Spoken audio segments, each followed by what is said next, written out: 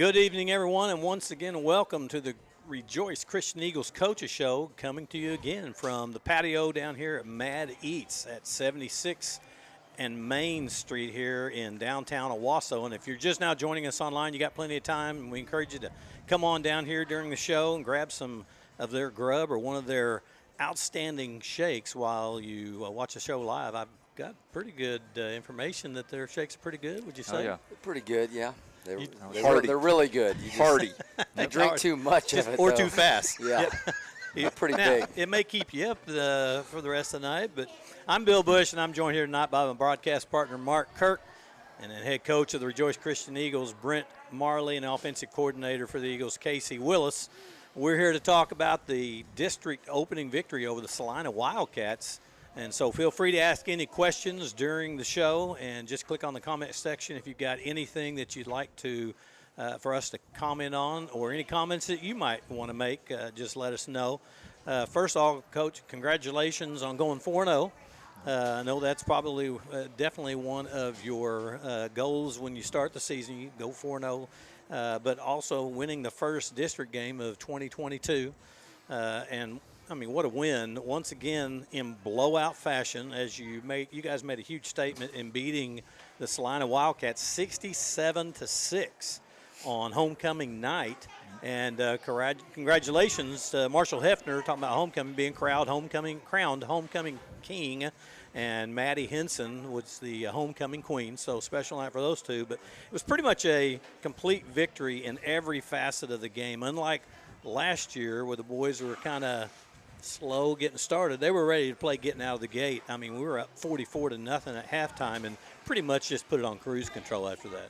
Yeah, that's what we challenged them to do, that, because last year, like you said, we didn't. We had a close halftime score, and that was what we wanted to do with all the parade and the hoopla, the pep assembly of a homecoming, is wanted to come out fast and play a complete half of football and prove that we can be a good enough team to play against a solid team. I mean, we didn't think they had any really loose holes where they were, we could exploit them. They're going to win some games in district, and our guys just really took care of business. Yeah, well, and they looked good on the field. Mark and I noticed, at warm-ups. Passed the eye test for sure. Yeah, they certainly did. And then you talked about they had some, players on their offense that we had to kind of watch out for. But and we'll talk about the defense here in a little bit. But pretty much just able to shut them down. Casey, we were, Chance didn't have what you would call a Chance Wilson. It was a terrible night. It was a terrible night. Yeah, he only threw for 218 yards in the air and 5 touchdowns, had 29 rushing yards, TDs, and yet we still put up 67 points by really spreading out the scoring on the offense. You and I talked before we went on the air. You really just, 8 guys touching the ball, scoring. And a terrific defense and special teams play. But the offense had, like I say, 8 different guys on touching the ball. And obviously that game was a statement win. And one of the statements being that you've got a plethora of players that can score at any given time. Yeah, every week, especially early in the game, we want to try to get as many guys involved as possible. Also in the game plan, you try to, spread the ball out from sideline to sideline as much as possible. That includes, a lot of guys touching the ball. And it's always nice to see, when, we can have 1 or 2 guys carry the load if we needed to, but, when you can have whatever it was, 7 or 8 guys, score touchdowns, that's always a good thing. And like you said, Chance does get a lot of the pub, and it's all deserved, but statistically, he had 200 and something yards passing and 20 something yards rushing, and he scores 67. That's a pretty good night. Yeah, it's a passable job. If we could do that each week, I think you'd be okay with that. But we executed the game plan like we did at practice. He got the ball out quick early, got it guys in guys' hands, and then part of it was even late. The young guys scored, and right. Then we had defensive. Some of those points come from defense. Our defense scored 8 points. We'll probably talk about that. Oh yeah, we'll talk about that. We got to sure. I think Mark would kind of. He kind of drools. I told Coach Eckel, I was like, man, we didn't even need to come. It's 8-6. That's true. 8-6 ball game, and we go doing? home winners. Yeah. But when we say he didn't have a great night, he didn't put up what Mark and I call your video game numbers. Stats, I mean, normally, exactly, usually those stats are just, you're thinking, okay, this isn't real. But, I mean, that's a good night, and any quarterback's going to take it. Yeah. But I don't mean that to say, wow, Chance had a bad game. It was just that, man, what a great job of getting it out to everybody. Well, and another thing is, stat-wise, the main stat is, obviously winning, but touchdowns. But when you start on offense – on the other team's side of the field every time, well, the yards are not going to be there. And we talk about that too. Yeah, we don't snap the ball offensively too many times back in our own territory, which is fine by me as well. Did we win the toss? Or did we that's the first one we lost, I think. We lost the toss. Yeah, that's where they took it. I never know because we go offense every time whether we win or lose. Exactly. So Casey wants to get out of the gate and go fast and go hard. I asked him what happened out there. I know. You were really bummed that you lost the toss and had to take it. Because you wanted to take it anyway, right? Exactly. Get it the second half. No matter what, I mean, it seemed like the thing for me from the get-go, it was obvious Rejoice came to play that game. I mean, the distractions of homecoming and everything else didn't have any effect at all. That was a huge takeaway for me. That was because big. especially after last year, because last year, well, I think you and I talked, it was 21-14 at halftime last year. Something like that, 21-13. And then to this year, 44-0, a little bit different than last year. Some of the numbers, Cale Marley, which was our Jersey Mike's offensive player of the game, had a special game because we had a tribute that he wanted to present to his brother. And was able to do that finally. He wanted to wait until he scored a touchdown and dedicate that to his brother, and was able to do that on a really nice 43-yard run. But he had 4 rushes for 77 yards in that touchdown. He had Jace Jenkins with 6 rushes, 53 yards and a TD. Drevin Reed with a rushing TD. Bryce Rivard had 6 receptions, 97 yards and a TD. Solo Morton, 4 receptions, 75 yards and a touchdown. Devin Skeistis? Yep. Okay. He had a nice 46-yard reception for a TD. Jay Miller, 4 receptions, 43 yards and a TD. Josh Hendricks with a touchdown. I mean, again, no one had just a blowout night, which is a good thing because if you're able, I mean, how do you defend that? Exactly. That was going to be the next question. How in the world does a defense defend that when you can't? I mean, they can't just say, all right, we're going to stop Chance. All right, go ahead. Well, no, we're going to stop Chance and Jay. All right, go ahead. Well, we're going to – I mean, that's 9 different guys, and that's not even counting guys that didn't score TDs. Sure. That's 9 different guys that you have on offense that if they start keying on somebody, well, then let's go over here with it. Well, and also like that, I know there's a lot of plays and a lot of teams where there's some guys that they don't ever see the ball, and so you can tell as you watch the play of them running routes and doing other things, they know that they don't have a chance of touching it. Our guys, I mean, if you run hard and you do your job, there's a good chance you're going to see the ball no matter who you are. So it's also an incentive. Those guys keeps them in the game, and that's what we want. Well, and you've got a lot of guys, like you said, on other teams that they may have a guy over here that's a wide out or a couple of 2 wide outs, but they're there just to pull the defense over this way. And they're, like you said, they're not going to get it.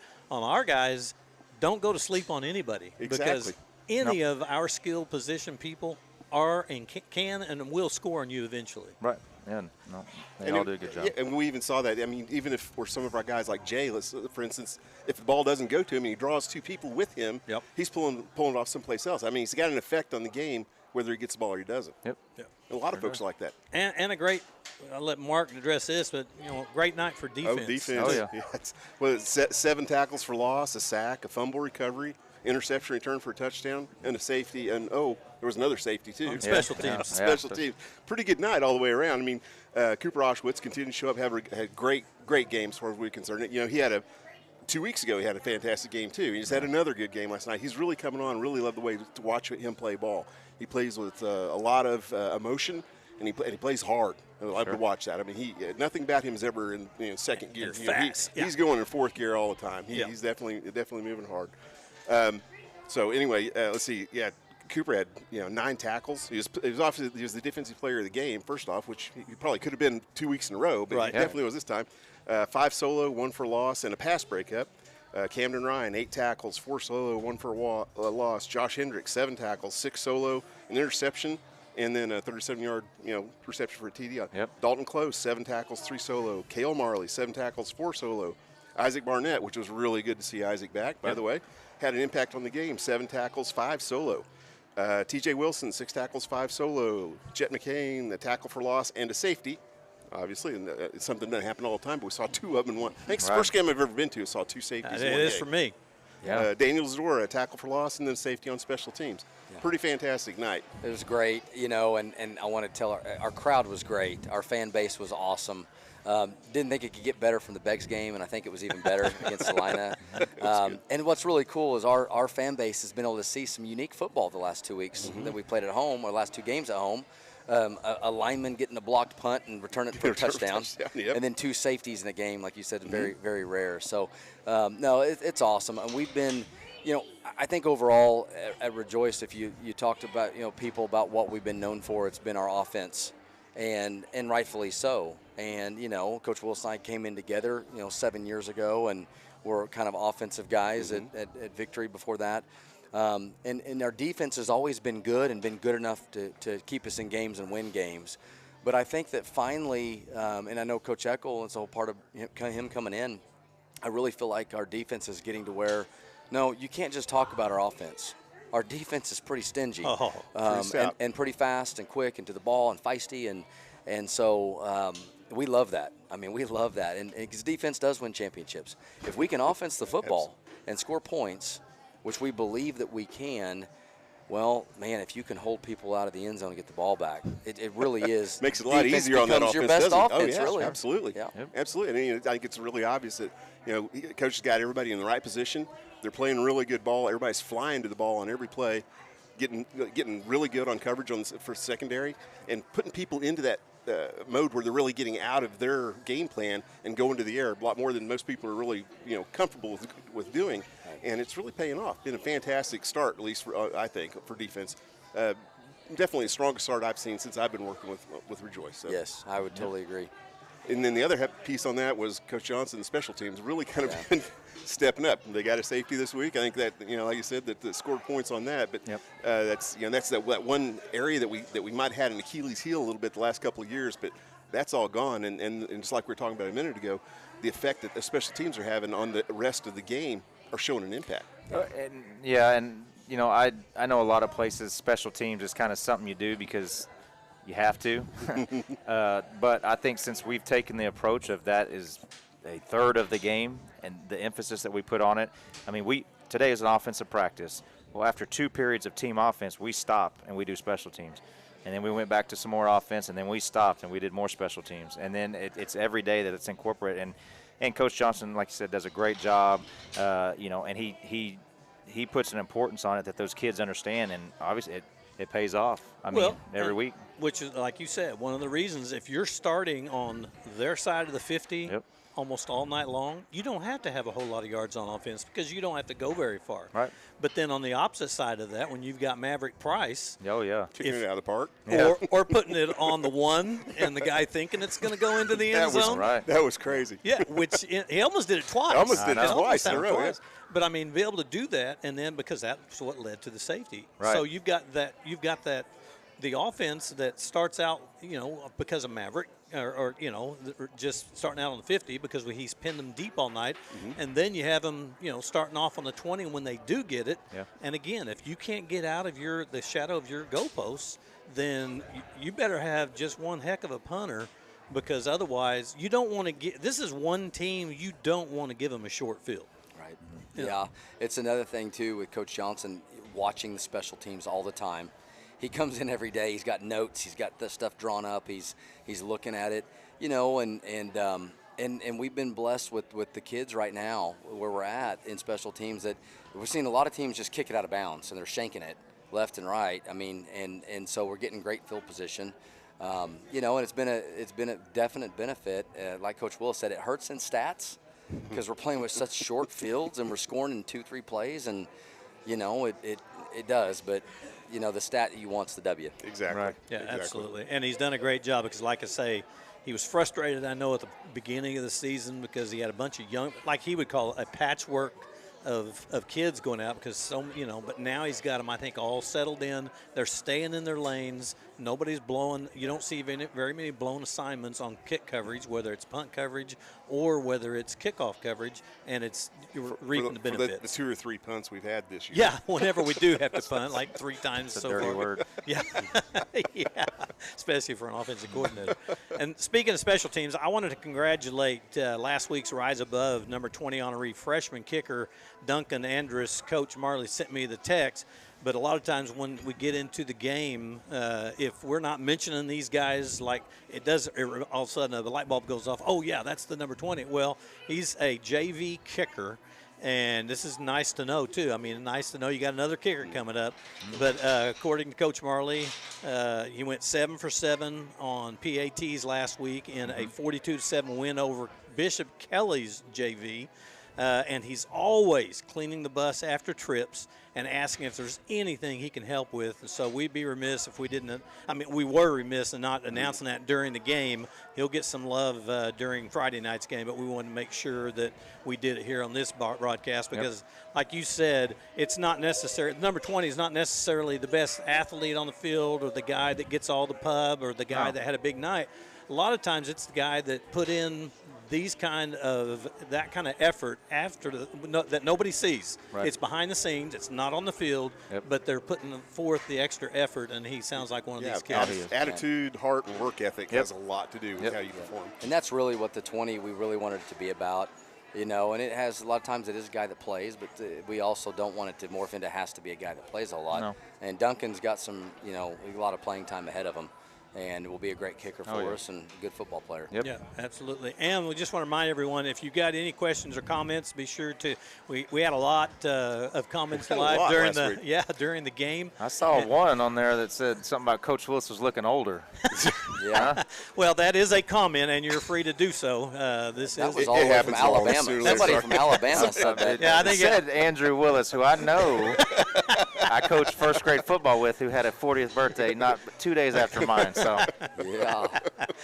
but a lot of folks, like I say, they chimed in during the football game. And obviously, they enjoyed the game, and we enjoyed talking the banner back and forth. Got to talk a little bit back and forth to the main grandpa, Jay's main grandpa. Exactly. Yep. And so, but if you got anything tonight, be sure to just comment, click on the comment button, and our engineer Todd Witten will get those two. Both teams are 1-0. Both teams are undefeated. And you look at Claremore Sequoia, they've beaten 3 Class 3A teams. So it doesn't matter how.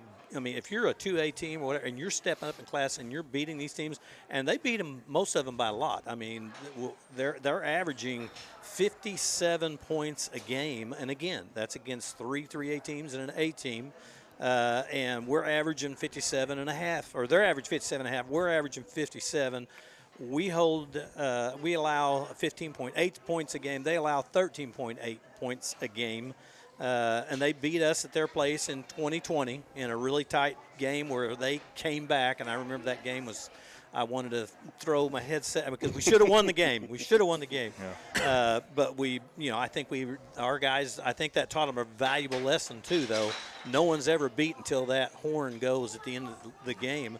But we beat them pretty easily last year, 63-0. So on paper, like I say, we look like we're pretty evenly matched. However, the games aren't played on paper. What does this year's game look like to you? Does it look like 2020 or 2021? Well, I'll tell you 10:30 on Friday night. I'm really just I'm a big believer in earned, not given, and as of right now, it's just a blank sheet of paper for everybody, and we have to go make our own story, and it's a great opportunity for us when you get to play somebody that's 4-0 and that's been killing everybody that they've played. It's a great opportunity. That's a Tulsa World, one of the game of the week, Channel 8 game of the week. It'll be a great environment. The weather will be beautiful. It'll be a great night for football, and so that's the type of games we want to play in. We want our kids at Rejoice and the kids that have chosen to come to Rejoice over the years, which is amazing because most of our roster and our school, private schools get a bad rap, but they've all been at school at Rejoice for years. Right. But we want you to be at Rejoice and build play in these type of games. I mean, this is a program we want to build to be in these big games, and it means something.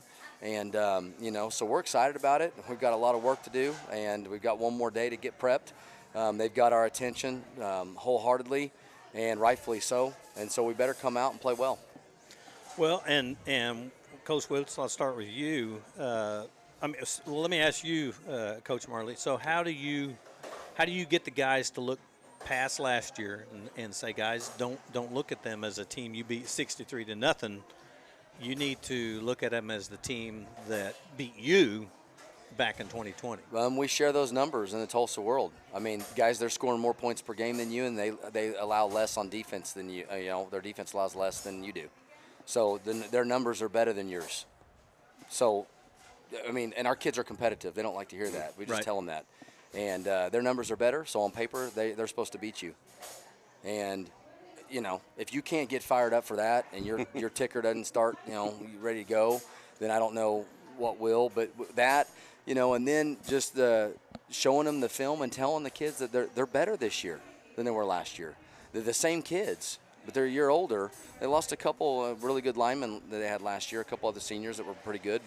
But these guys, the main ones are they're faster, they're older, they're getting out, faster on their pulls, on their pull schemes. Their run scheme's very complex. They got kids that can run the ball. They're fast. And so they're just a better football team than they were last year. So what we did last year doesn't matter right now. Right.